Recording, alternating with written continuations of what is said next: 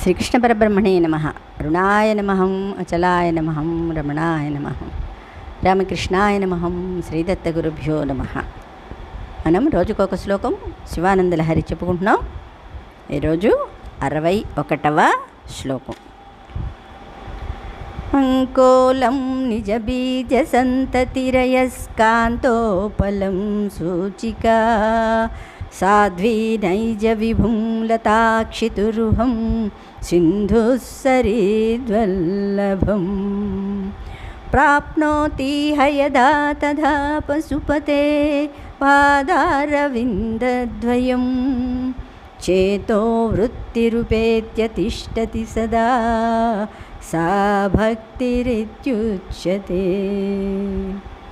అంకోలం నిజ బీజ సంతతిరయస్కాంతోపలం సూచికా సాధ్వీ నైజ విభుం లతాక్షితురుహం సింధుస్సరీద్వల్లభం ప్రాప్నోతి హయదా తదా పశుపతే పాదారవిందద్వయం చేతో వృత్తిరుపేత్య తిష్టతి సదా సా భక్తిరిత్యుచ్యతే.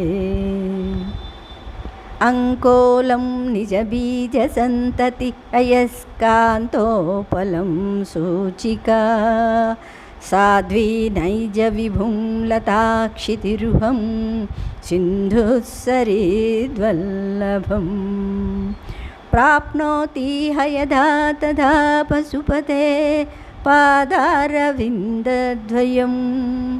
చేతో వృత్తిరుపేత్య తిష్టతి సదా సా భక్తిరిత్యుచ్యతే. శ్రీకృష్ణ పరబ్రహ్మణే నమః.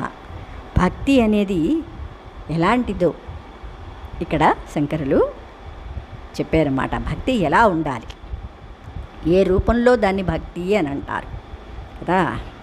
ఇహ అంటే ఈ లోకమందు నిజ బీజ సంతతి, తన గింజల రాశి, అంకోలం అంటే ఊడుగు చెట్టును, సూచిక సూది, అయస్కాంతోపలం సూదంటురాయిని, సాధ్వి పతివ్రత, నైజ విభుం తన భర్తను, లతా తీగ, క్షితిరుహం వృక్షమును, సింధు నది, సరిద్వల్లభ సముద్రమును, యథా ఏ ప్రకారముగా తనంతట తానే ఎవరు చెప్పకుండానే అనమాట, ప్రాప్నోతి పొందుచున్నదో, తథా ఆ ప్రకారముగా చేతోవృత్తి, ఇక్కడ చేత్ అంటే చిత్త అనమాట, చిత్తవృత్తి పశుపతే ఈశ్వరుని యొక్క పాదారవిందద్వయం పాదకమలయుగళమును సదా ఎల్లప్పుడును ఉపేత్య పొంది తిష్టతి ఉండుట ఏది కలదో సా అది భక్తిరితి భక్తి అని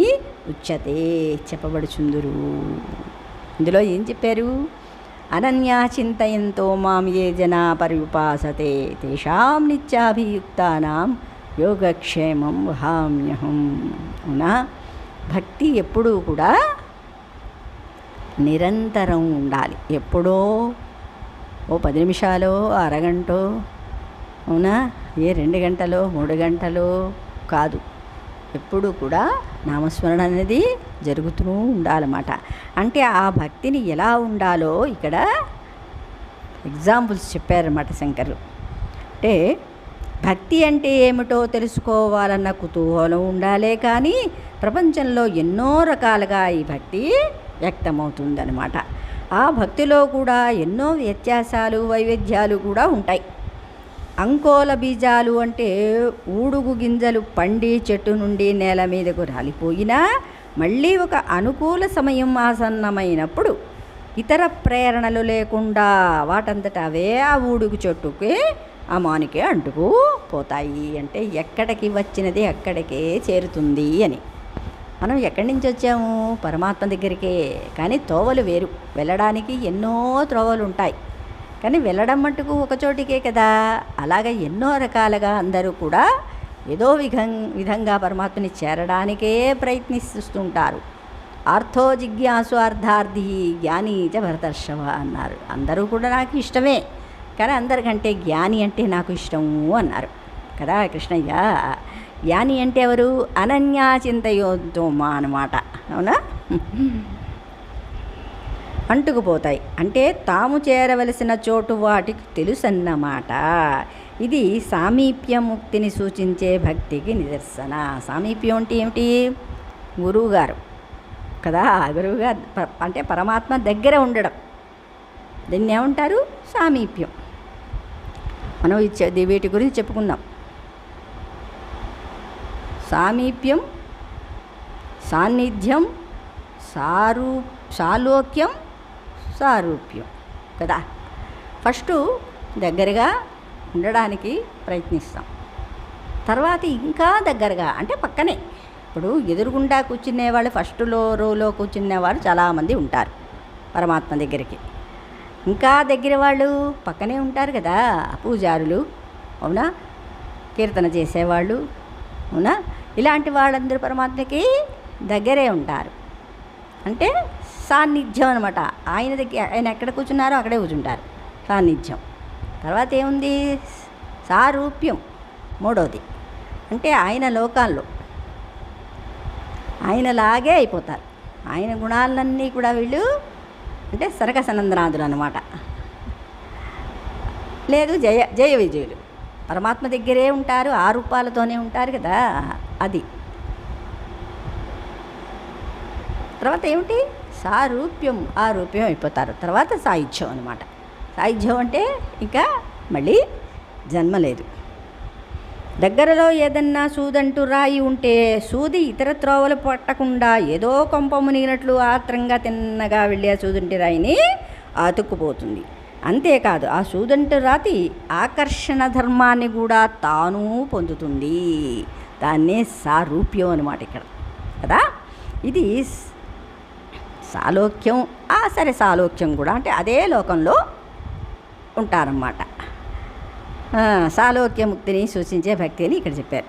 పతివ్రత శిరోమణి తన భర్తను ఆశ్రయించుకుని ఉంటూ అతని తోడిదే తన జీవితానికి అర్థము పరమార్థము అని నమ్ముతూ ఎప్పుడూ విడవకుండా కనిపెట్టుకుని సహధర్మచారిణి ధర్మాన్ని నిర్వర్తిస్తుంది. ఇది కూడా సామీప్యమే అనుకోవచ్చు. సామీప్య సాలోక్యాలు అవునా సూచించే భక్తికి నిదర్శనం. అప్పుడే చిగురు వేస్తున్న తీగ ఒక చెట్టును కానీ వెదురుకర్రను కానీ ఆశ్రయంగా చేసుకుని వదలకుండా దాన్ని చుట్టుకుంటూ పైకి పాకుతుంది. చివరకు పువ్వులను ఫలాలను పొంది ప్రపంచానికి సమర్పిస్తుంది. ఇది కూడా సామీప్య ముక్తిని సూచించే భక్తికి నిదర్శనం. ఎక్కడో పుట్టి ఎక్కడెక్కడో ప్రవహించిన నదులు చిట్ట చివరకు తమ లక్ష్యాన్ని గుర్తుపెట్టుకుని సముద్రాన్ని చేరి దానిలో లీనమైపోతాయి. సాలోక్యం అవునా, తమ అస్తిత్వాన్ని కూడా కోల్పోతాయి. సముద్రంలో చేరాక దాన్ని మళ్ళీ ఈ నది ఆ నది ఏమైనా పేరుందా? సముద్రానికి ఏమీ పేరు లేదు, తనకంటూ ఒక ఉనికి ఉండదు కదా. పరమాత్మలో లీనమైపోయాక ముక్తి పొందాక ఇంకా వాళ్ళకి పేరు ఊరు ఏమైనా ఉంటాయా? రూపం ఇవేవి కూడా ఉండవు కదా, కోల్పోతాయి. అంటే అక్కడ జన్మే లేనప్పుడు ఇంక వీటన్నిటికీ తావే లేదు, అస్తిత్వాన్ని కూడా కోల్పోతాయి. నది నీళ్లు తీయగా ఉన్న సముద్రంలో కలవగానే ఆ నీళ్లు ఉప్పగానే ఉంటాయి. అంటే సముద్రపు లక్షణాల్ని రూపాన్ని కూడా పొంది తమ అస్తిత్వాన్ని పూర్తిగా కోల్పోతాయి. సముద్రనామంతోనే సముద్ర లక్షణంతోనే వ్యవహరింపబడతాయి. ఇది సాయుధ్యముక్తిని సూచించే భక్తికి నిదర్శనము. ఇన్ని రకాల లక్ష్యాలతోనూ భక్తిని తద్వారా ముక్తిని పొందవచ్చు. అంటే వాళ్ళ వాసనల్ని బట్టి ఏ తోవని వాళ్ళు వెతుక్కున్నా సరే వెళ్ళాల్సింది అక్కడికే. అందుకని ఎవ్వరు కూడా మేమేదో తక్కువ చేస్తున్నామని ఆలోచించిన అవసరం లేదు. దారాన్ని పట్టుకున్నాం, దాని అంతును కూడా చూడాలి. అది ఎక్కడికి తీసుకెళ్తే అక్కడికి వెళ్ళాలి. పరమాత్మ పాదాల్ని పట్టుకోవాలి అంతే. శ్రీకృష్ణ పరబ్రహ్మణే నమః.